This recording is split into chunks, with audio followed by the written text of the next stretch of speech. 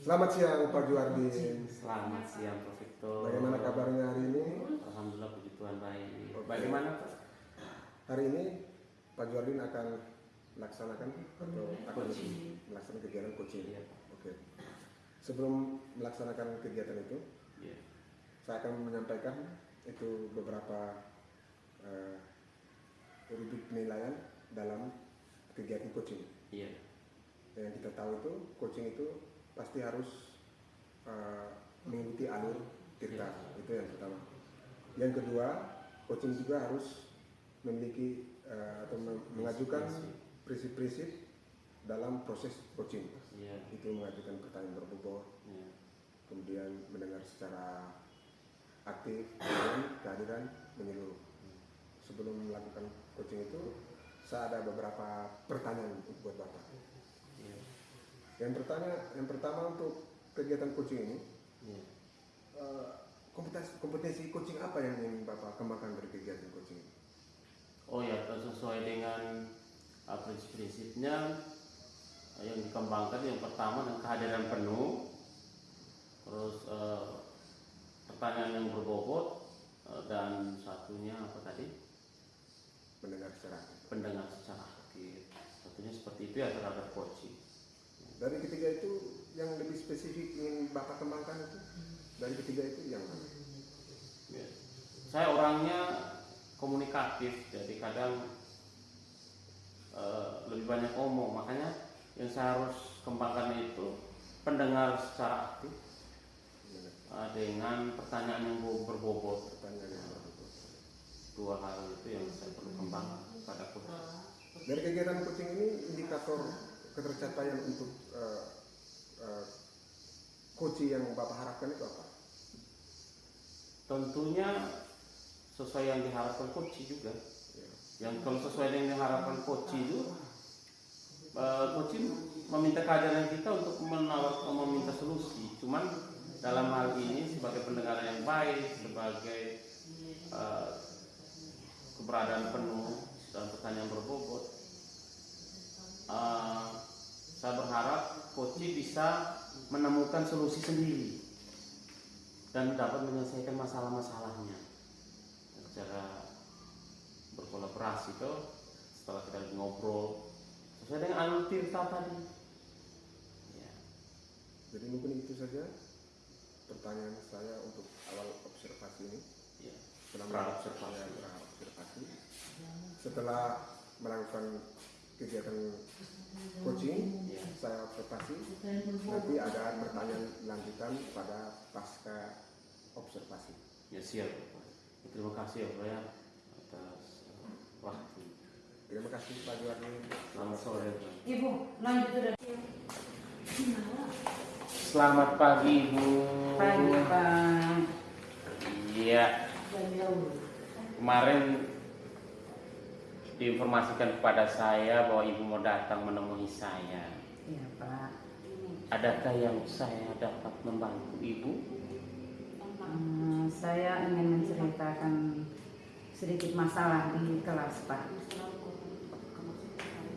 Begini Pak, saya ini mengajar di kelas 2 SD. Nah, ada 2 anak. Setiap kali belajar membaca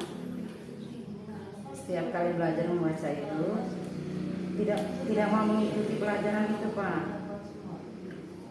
Tidak tahu kenapa itu anak 2 itu Pak. Maka saya ingin berbagi cerita dengan Pak. Oh iya. Baik, terima kasih. Kira-kira apa tujuan? Mohon maaf, bolehkah saya mengetahui apa tujuan pada sore hari ini Ibu bisa? Saya ingin supaya kedua anak tersebut Iya. mau belajar membaca bersama dengan teman-temannya yang lain di kelas. Ya, itu ya tujuan pertemuan di hari ini.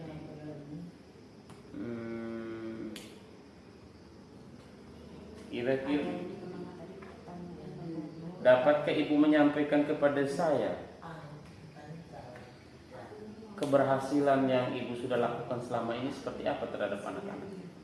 Saya sudah mencoba beberapa cara Pak, Iya. seperti mengajak mereka untuk bermain kartu huruf, bermain kartu bergambar, tapi sepertinya tidak pernah menarik minat mereka untuk bisa belajar membaca bersama teman-teman lainnya.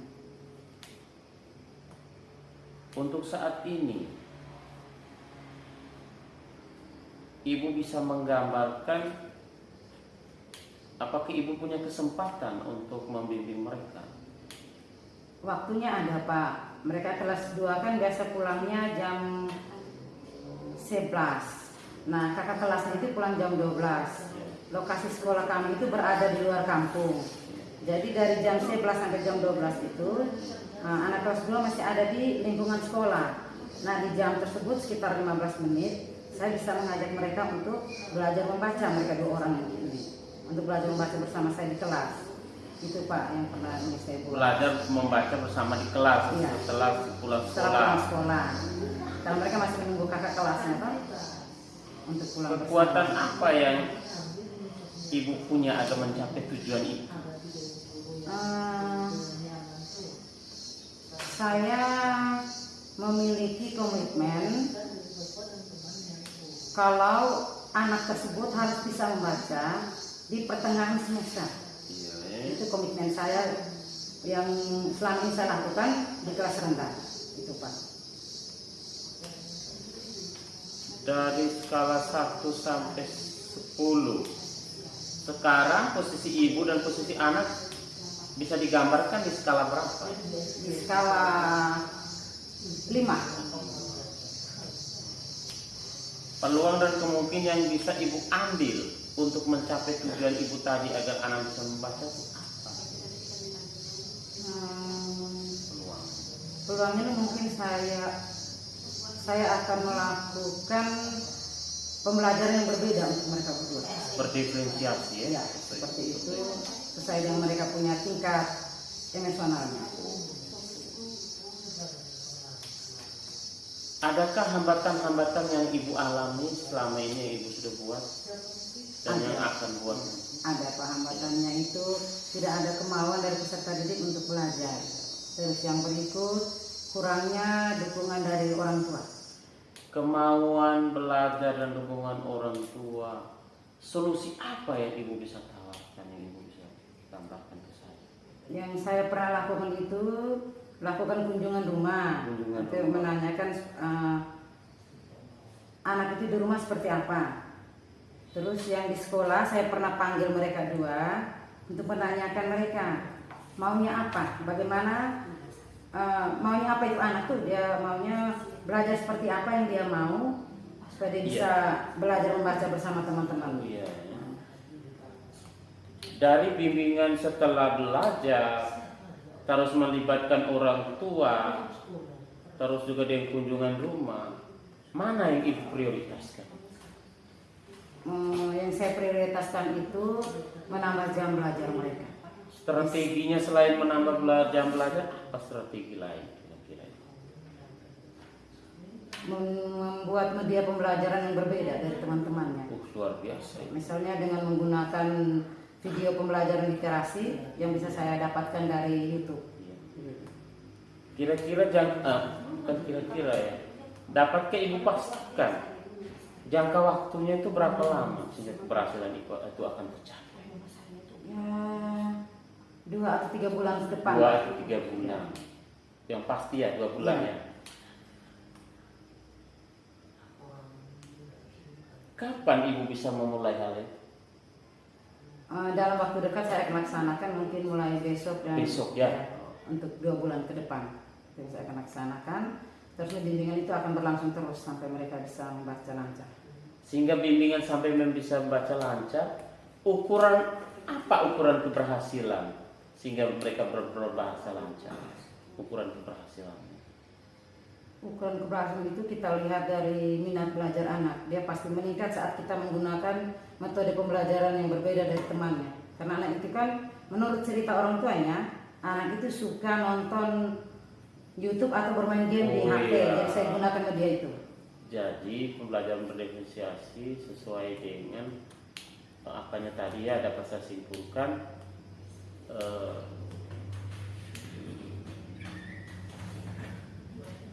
saya minat belajar. Iya.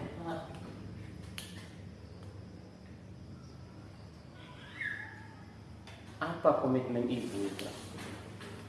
Komitmen saya yang terakhir itu setelah mereka melakukan pembelajaran selama 2 bulan, Iya. anak itu harus berhasil membaca, bisa membaca. Siapa orang-orang yang ibu bisa libat? Yang saya libatkan itu kepala sekolah Iya. dan juga guru kelas sebelumnya Iya. di kelas 1. Bagaimana tindak lanjutnya setelah itu kalau sudah? Kalau sudah saya laksanakan itu, walaupun mereka sudah meningkat dalam membaca itu, tapi saya tetap melakukan proses bimbingan terhadap Konsisten mereka. ya, luar biasa.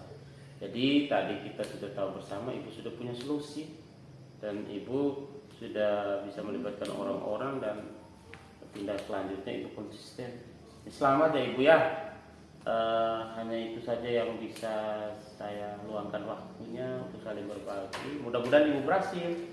Jangan mengulang lagi. Amin. Selamat sore ibu. Selamat sore Pak. Selamat siang Pak Juardin. Siang Pak Victor.